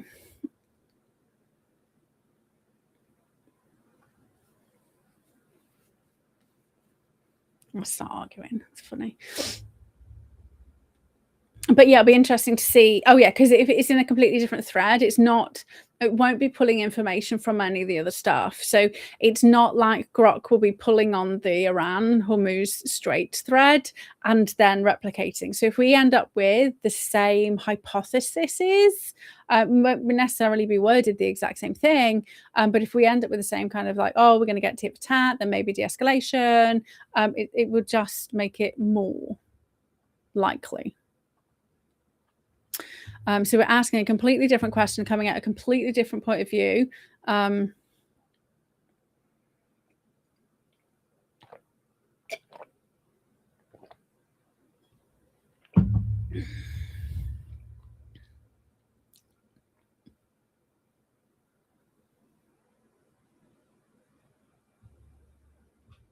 It says 1 and 3. Oh.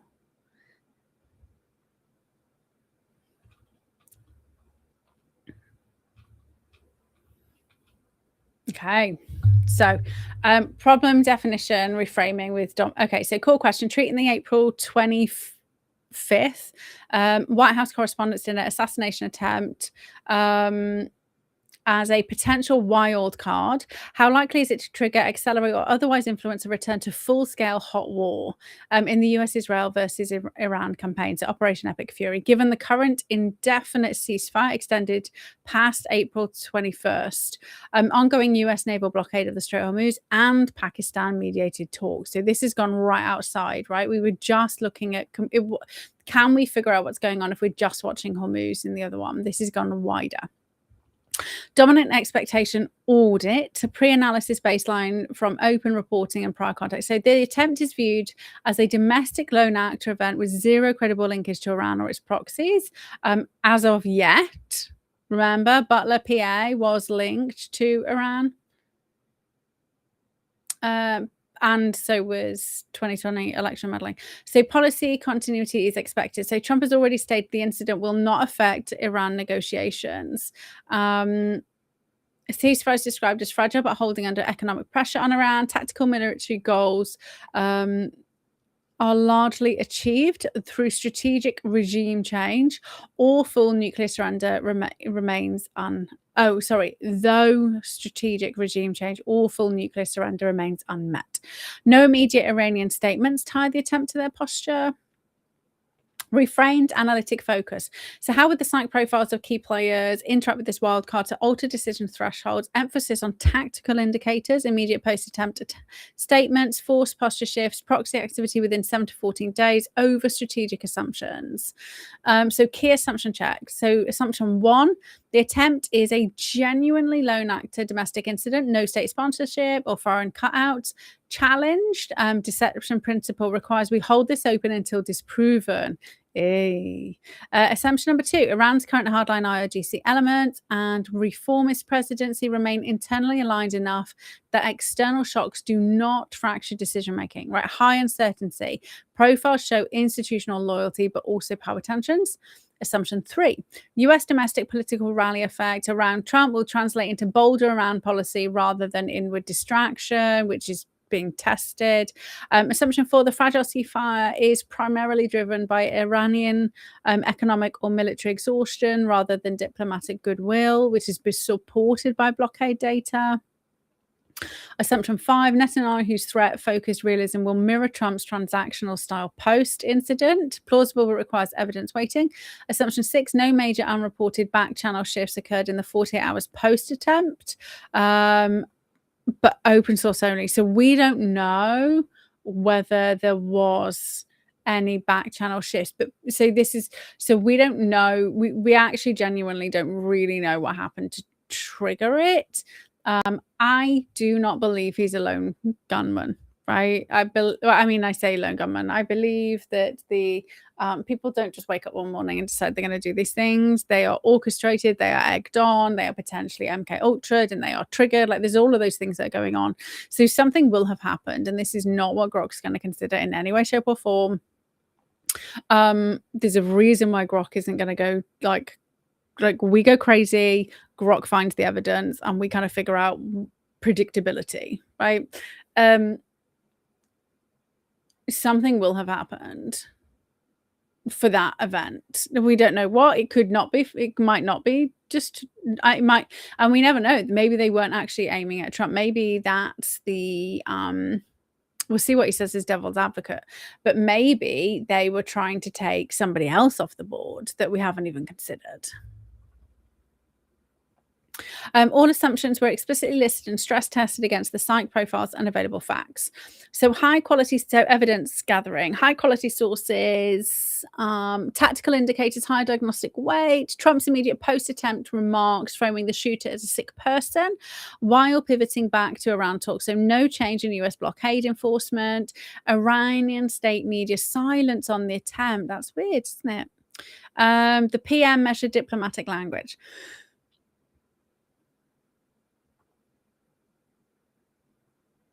That's really weird.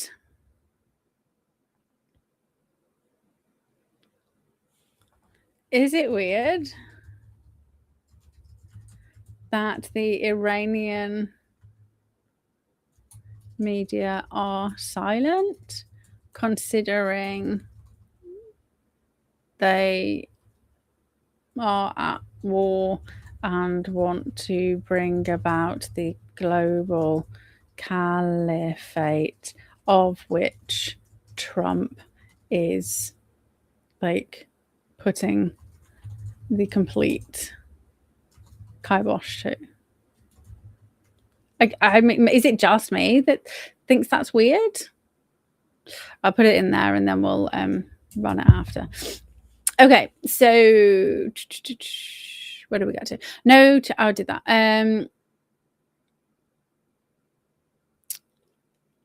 Okay, so Trump, we've got transactional, overstates military wins, doubles down under pressure, rewards visible results.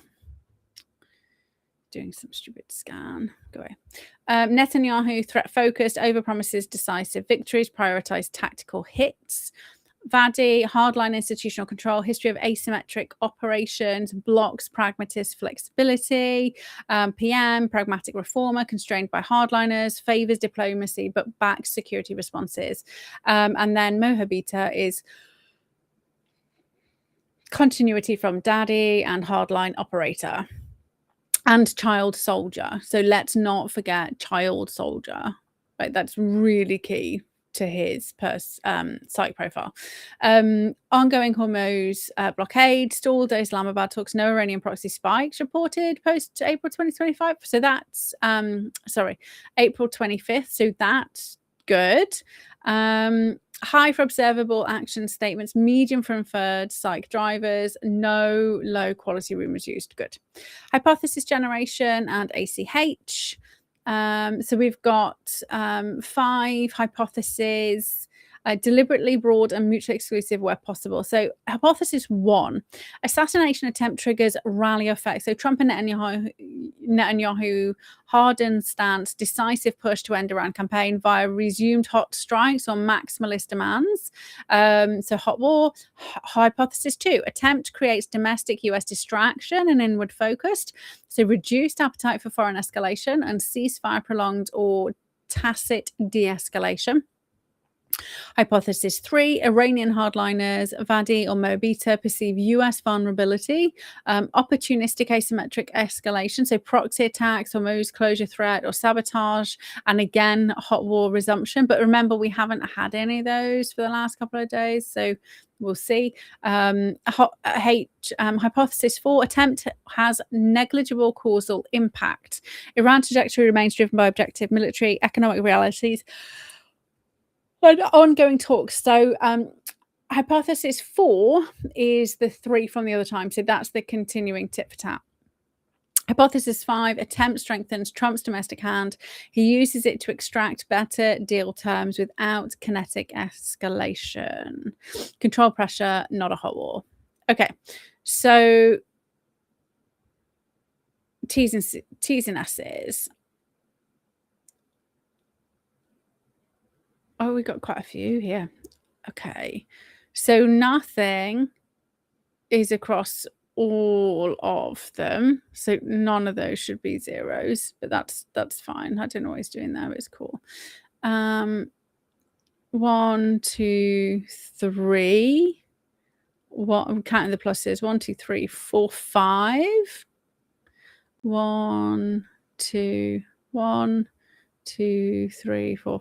1, 2, 3, 4, 5, 6. Okay, so negligible or 1, 2, 3, 4, 5, 6, 7, 8. Right, so that's got the most. So the evidence feeds this one the most. So strongest disconfirmers, H1 and H3, the immediate tactical indicators, Trump rhetoric, Iranian stance, both score multiple on high weight evidence. No, they don't. He must be doing it upside down again. Oh, I don't know. I will figure it out. So H2 and H4, H5 cluster most marks, especially on tactical indicators. Diagnostic power ranting. Oh, okay. You know, H1 and H3 are the most inconsistent. There we go. Oh, I get what he's saying. Sorry, that's just I didn't understand what he's saying. Rather than he's got it. Okay, that's fine. I counted it the same way he'd counted it, and he just worded it in a way that I didn't understand. Okay, so devil's advocate. What if the attempt is a sophisticated cutout designed to look domestic? Profiles show Vadi's history with asymmetric operations, but zero evidence support this. So deception principle is satisfied by active disconfirmation. How?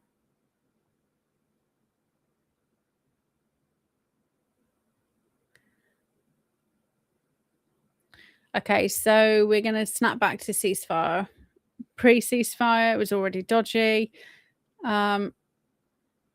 Sought to disprove escalation hypothesis first and avoided mirroring.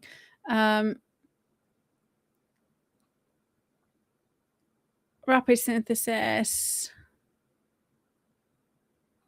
If new tactical evidence emerges, for example, Iranian proxy spike in the next 72 hours, H3 gains immediate weight. Okay, so that is the Iran opportunistic escalation. So I still think them being quiet is really weird. So the assassination attempt is unlikely to function as a meaningful wild card, pushing Iran back into hot war. So this is basically saying the same as the other one, right? Tactical indicators overwhelming support H2, H4, H5, distraction or negligible impact, and actively contradict H1 and 3, which are the hot wars. Player psych profiles reinforces Trump's transactional stylish favors visible wins without unnecessary new fronts. Iranian hardliners are constrained by exhaustion and Iranian PMs, pragmatic signaling. IRGC's commanders' defiance is real, but currently channeled into the blockade negotiations rather than new escalation. So that's useful. Most probable outcome, fragile ceasefire persists, prolonged talks, blockade pressure with possible minor Iranian probing, but no return to major kinetic operations in the next 30 to 60 days. Short-term implication, next 14 days. Watch for IRGC proxy movement or Hormuz incident as the only high-impact tactical signal that could shift the matrix, which is the exact same thing we had on the other thread. So medium term, Trump may leverage the survivor narrative for domestic leverage on Iran deal terms, but not the hot war. I mean, don't you guys have like midterms or whatever's coming up? So maybe it'll be useful. I mean, don't look a gift horse in its mouth or whatever the phrase is, but edge case, if credible evidence of foreign sponsorship emerges, the entire matrix flips to shite. So if we find out that it was like foreign, so if it was Iran basically, or Turkey, or any kind of Muslim Brotherhood, so H1 is really hot escalation, and then Iran opportunistic. Scheiße. So we don't want that to come out. So 78% high confidence. The exercise highlight the power of player specifics like profiling and explicit tactical weight. No major self-bias. Ready for the next iteration. Okay, no, I want to ask this question, and then we will do the Judgement Matrix for personal use.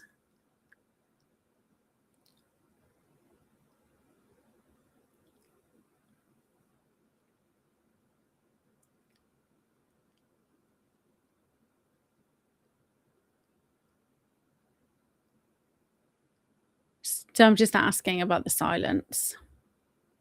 No, it's not particularly weird. Want to examine it through the lens of Iranian regime psychology, strategic calculus, and the current ceasefire dynamics. Apparent silence, and more accurately, the selective skepticism and downplaying from official Iranian state media aligns closely with the psych profiles. Oh, okay, there we go. In the provided documented standard regime behavior during periods of vulnerability. Key factual correction: Islamic Republic of Iran does not pursue a global caliphate. ISIS, okay. Iran is a Shia theocracy rooted in the concept of Wali-e-Faq, guardianship of the Islamic jurist, and the export of its 1979 IR. Its goal per decades of statements in their profile center on regional hegemony, ideological opposition, and preservation of the revolutionary order against perceived existential threats. That's not true at all whatsoever. Because if it was true, then all of the imams in the UK are no less than that's all right. It's funny. It's fine. So Trump's Iran campaign strikes directly challenge these core drivers, but it doesn't equate to kiboshing global caliphate. I mean, it kind of does because he is kneecapped them with no Venezuelan money, like Chile did a deal without fucking getting invaded. Kind of is, but it's fine. It's fine. So what Iranian media is actually doing? So reporting as of the 27th shows active skepticism rather than outright silence. Okay, so IRGC linked outlets like Tasnim News have amplified claims that the attempt was a staged hoax or fake to boost Trump's image. And that is what you see circulating on the left a lot. So the left are running this narrative so that he can get his ballroom, because obviously it's a lefty judge who's like not letting him have his ballroom. Right. So the left is running the staged hoax narrative, which is in Butler. That was what the right were running, that he fucking did it himself. Or justify further action against Iran. Press TV explicitly posted an assassination attempt Donald Trump with a question mark. Yet netizens don't seem to be buying it. So Echo accounts tied to Khamenei called it a fake assassination attempt, signaling Trump is terrified, Iran is not. Okay. It's not passive silence, it's controlled messaging. State media, tightly centered, only amplifies stories that advance regime cohesion or deterrence. Celebrating a real attempt risks giving Trump a rally effect. Okay, so this is good then. So what it shows is that they are concerned about what Trump may do, right? If they were to celebrate the assassination attempt, which is what you'd be you'd be expecting them to be like, oh, well, we tried, because they have before. Yeah, highlighting their own weakness. They couldn't orchestrate or exploit it. So this behavior reinforces the price synthesis. Low impact wildcard doesn't appear to be shifting Iranian decision thresholds towards a hot war. Skeptical framing buys time while testing US resolve in talk. So that's quite useful then. Uptick in IRGC proxy activity. Again, Hormuz incidents, which is what we got from the other thread. Shifts in the IRGC commander's public language or the Iranian PM's language, or US intelligence leaks on Iranian internal deliberations. Ooh, that's a new one. If we get any US intelligence leaks. Okay, so I hope you enjoyed that. I'm trying to think how I can show you. So with regards to you, right? So how do we flip this thing to help you decide what you do? So to make decisions, to decide whether you should do A, B, C, D, E, F, G, right? If you've got lots of different options open to you. Or potential, maybe if you've got 5 jobs, potential jobs, or maybe you want to buy a new car, maybe you are moving house, maybe you have got lots of different boys or girls who are interested in you. So how do you use this thing, right? The Judgement Matrix. So exactly the same setup. You put the hypothesis along the top. So you could be car. So it might be Skoda. And, if you don't have these cars, I apologize. Skoda, Ford. These are just like manufacturers. These aren't even like actual specific, like cars is like something I know nothing about. So I would probably have to do this because it's going to force you to do some investigation, right? It's going to force you to decide exactly what you want to do. So we might be like, what did I say? Skoda, Ford, VW Beetle, not just Beetle, VW. I don't know, pick one more. 1, 2, 3, like an Audi. There we go. So you'd have them across the top, right? These are the ones, and you'd pick this specific cars that you want. And down the side is your evidence. You'd be like, okay, so color, right? So maybe color is a thing that you want to look for. Maybe does it lock automatically? Like, so I love my old Beamer. I say old. Matt's is like 30 odd years old. Mine's 2007. Mine's getting there. Mine's a bit oldie, but it's one of those ones that you can press the button on the dash and it just locks.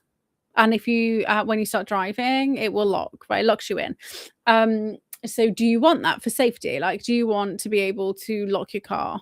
And you used to be able to just press the handle in and then it would like automatic lock. So I don't know whether you can still do that on other cars.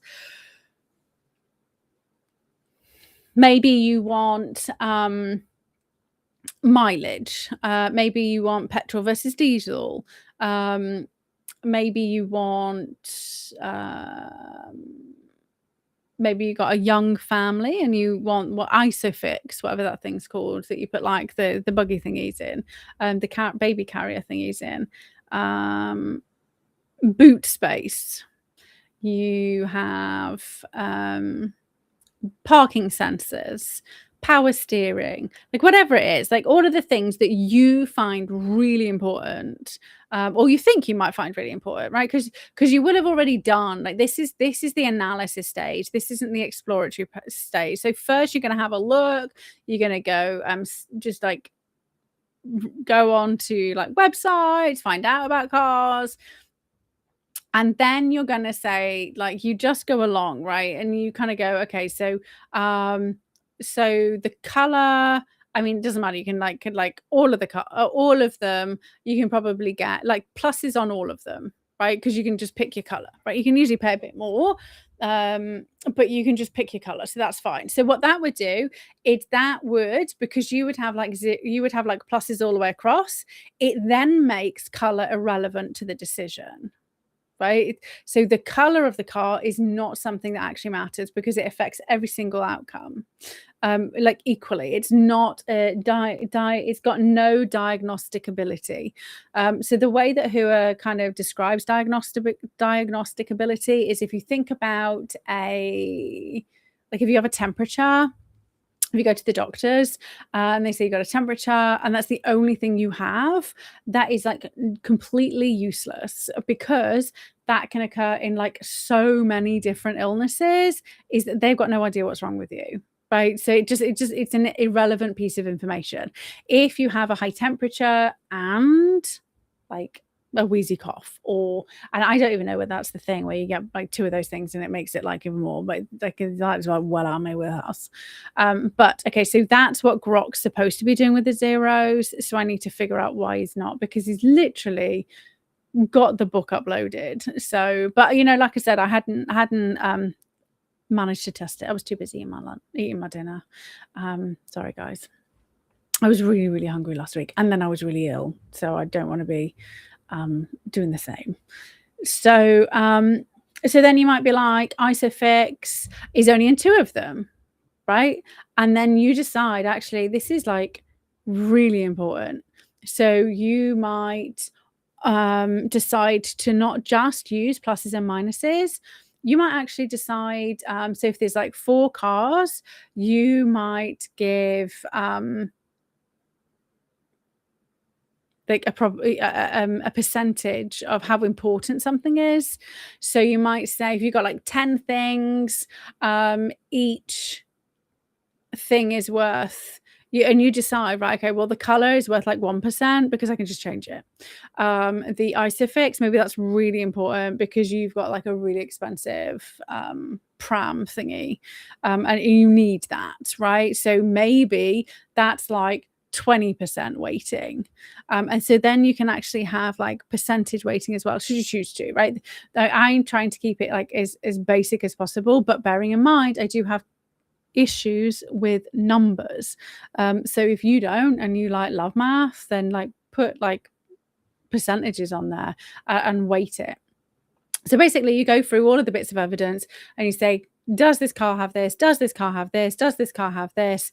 And then you go all the way down. But if all of them do it, it's irrelevant. It doesn't matter, right? Any of them can do this thing. It's not a special. So special things that my BMW can do is it has one of those boots where you can just open the glass. So you don't have to open the entire boot. You can just open the glass and you can just like grab a shopping bag. And I know that sounds really silly, but it really it came in really handy today when I was getting 3 meters worth of 2x2 wood from the wood yard because I ended up having to have it like poking out the back. I strapped it in with the seatbelts. I was very impressed with myself. Strapped it in with the seatbelts. So it was safe. And the wood yard is literally, I don't know, it's like a 15-minute walk. So it wasn't like miles away. But the plan was to go there, then go to the garden centre. But I didn't. I came home, dropped it off, and then went to the garden centre because we're finally building our Heuer beds. Is it Heuer? The ones where the ones where you've got like the cardboard, then hardwood, then twigs, then charcoal and compost, but you kind of like they're like no dig beds, and they I'm also putting like olla pots in, but I'm not really using olla pots. I'm using like terracotta pots with like toxin-free epoxy resin in like the bottom, and then just putting like one of the, so I bought like a terracotta pot and the stand, and the standy thing goes on top, right? Because an olla pot is like 20 quid per one, and I need 5 or 6 per bed because they're like 13 foot long, at 2 13-foot beds, which will actually be like 4 beds really. So we can move in space, but you shouldn't really need to move in space. I'm very excited. Anyway, so that would be something that if I could get that again, like that would be like high up there because I just fucking love it. And actually, while I was in the supermarket later, and I just lifted the toppy thingy, there was a woman in another car who was literally looking at me going, "Fuck, that would be like, I wish my car had that thing." And I was just like, yeah, look at me do this thing. Because it doesn't smack you in the face, right? when you've reversed in and you're like pinned down and you're like, I can't get into the boot here. Anyway, so I love that about my car. So then you would just be like, okay, well this, and I would be like, okay, so I obviously need another BMW 3 Series from 2007 because none of the other cars do that. But so basically you figure out based on all of the things that you really value, you find out what you really value, what really matters, and you're able to make a logical judgment about something. So this is really important because we don't buy, and that's not just like money buy. We don't just, it's not about just buying things, is we don't buy something based on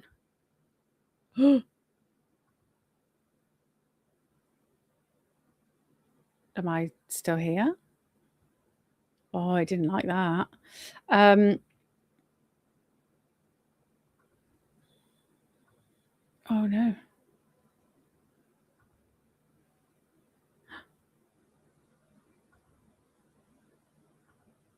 Sorry, it just came up with like a warning.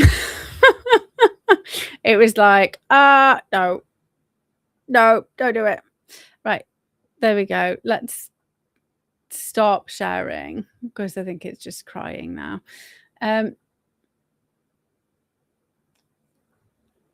Oh, now what's going on?